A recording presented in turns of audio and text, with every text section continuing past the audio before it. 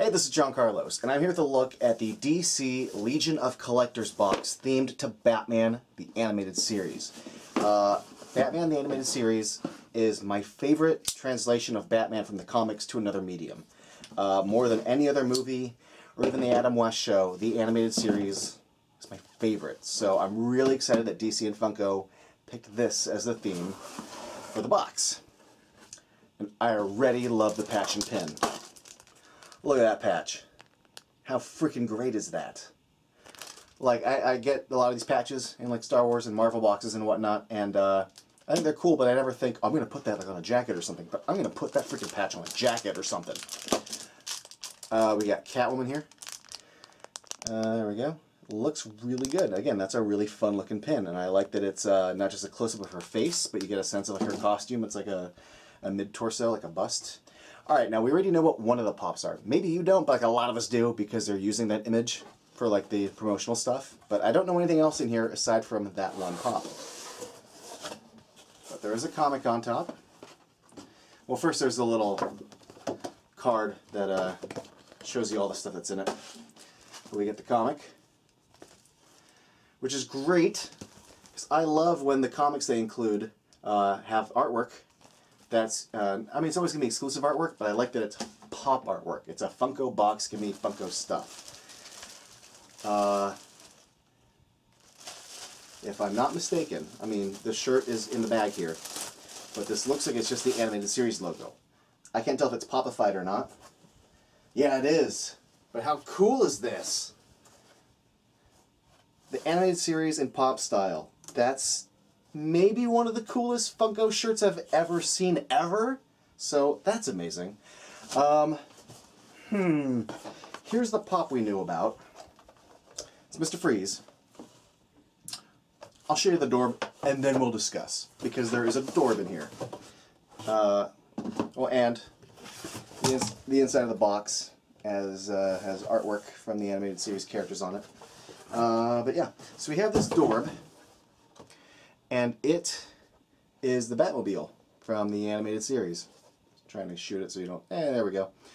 I am not really into dorbs. It's not really my thing. Sometimes I see some and I'm like, well, that's kind of cute. But this is a cool dorb. Not so much for the Batman in it, but because of the Batmobile in it. Because that Batmobile from that series was a thing of beauty. I love it. So I love this dorb for the Batmobile. Now, I will discuss this. It's Mr. Freeze, which is awesome. Don't get me wrong. When they first announced that they were doing these pops, we saw that, I'm like, well, there's a bunch of characters that we haven't got to yet. And then there was a Series 2.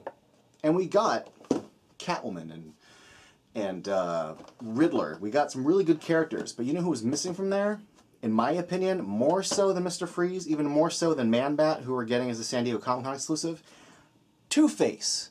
One of the coolest, as far as like kind of tweaking the mythology and creating like new stories, Two-Face and Mr. Freeze are two of the best kind of tweaks versions on the animated series. As much as I like Mr. Freeze, the Heart of Ice story, great. But their Two-Face is one of my favorite things about that show. And just me personally, I was hoping that there would be a Two-Face pop in here.